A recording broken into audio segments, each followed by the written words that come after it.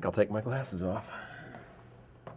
Wait, all of a sudden, he's Superman! That's right. It happens every time.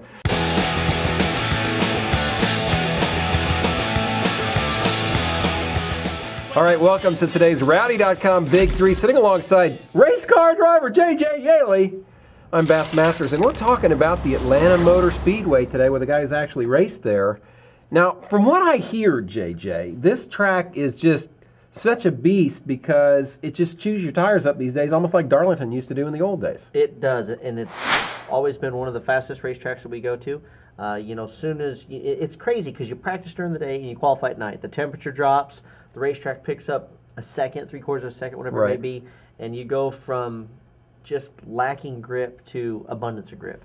And Atlanta's one of those places, the banking's just off. It's not continuous like it is a place like Charlotte. So when you go out there and you make a really fast lap at Atlanta, you're white knuckled, you're holding on, you get done, and you're the happiest you've been all day because qualifying's over.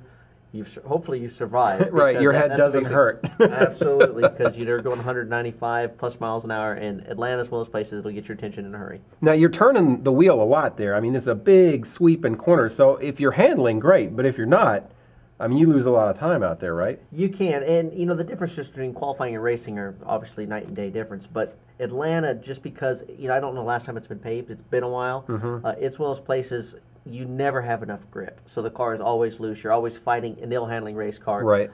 It's a long, long race, it's such a fast place, anything can happen so fast that, you know, you get into somebody, you cause a huge wreck, you know, you go flipping down the front straightaway like Brad Keselowski. Somebody did here in the first race this year. So, it's one of those places that, you know, you always have to be 100% focused because anything can happen. You're going just so fast that it's sometimes scary. Now, obviously, when you're talking pit strategy here with a track like this, you're going to put 4 tires on pretty much every time, right? Or is there a situation where you might try 2?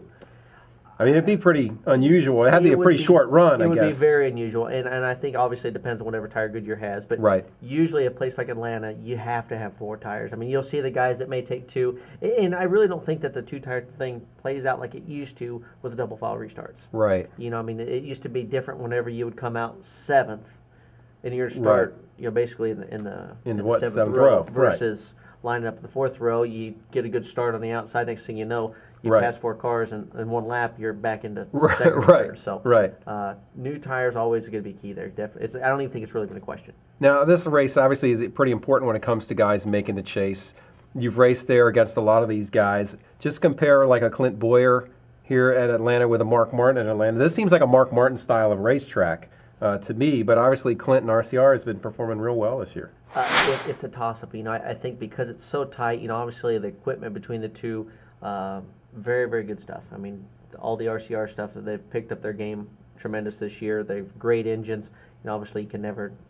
Can you see that on the racetrack when you get behind a guy? You're like, damn, he's got more horsepower than me. I mean, does he just pull away from you on the straightaway? Yeah, you can. You may have experienced that more lately than earlier in your career. Unfortunately, yeah, I have. But you know, the Chevys, you know, all around have always had really good torque. In a place like Atlanta, where the speeds fall off so much during a run, is a huge advantage, obviously. Oh, I see. So, I mean, you have to think about the whole package. But, you know, you look back, you know, obviously Mark Martin has a ton of experience. Atlanta probably hasn't changed a whole bunch over the years. So, you know, if you had to tip your hat either way, you give Mark Martin the advantage. But at the same time, you know, momentum's kind of been on Clint Boyer's side. So I think it all just turns into luck. You know, if there's a guy who gets stuck, you get wrecked. You know, you're going so fast that just a little bit of damage, you know, if you get hit in a quarter panel, it really affects the way these cars handle. So I think staying clean, staying out of trouble, and being safe. And stay on the lead lap, man. I've seen, it seems like if you get off, you know, the first run, you could be off a little bit and get lapped in like 30 laps there. I mean, easy, very, very easy. And that's where qualifying plays such a huge role in it because, like you said, if you go out there and you run a 30 laps green, the leaders having clean air, they'll run a second faster lap than the back markers, and it's one of those places. It's usually easier to pass, but if you have a quagmire of cars that are 4 abreast, there's nowhere to go. So qualifying is probably going to be the biggest key to having a good day at Atlanta. Or if I had to pin you down on a guy, a driver that you think is going to win this race, you know, who would it be? We've seen Carl Edwards flipping here. It's been a while since he's won a race. You know, Jimmy's won here. Who do you like at this racetrack? I would choose JPM. I pick Juan Pablo. Okay, yeah, he's been very good here, even from the first always season. Been good there. He he enjoys running the outside groove.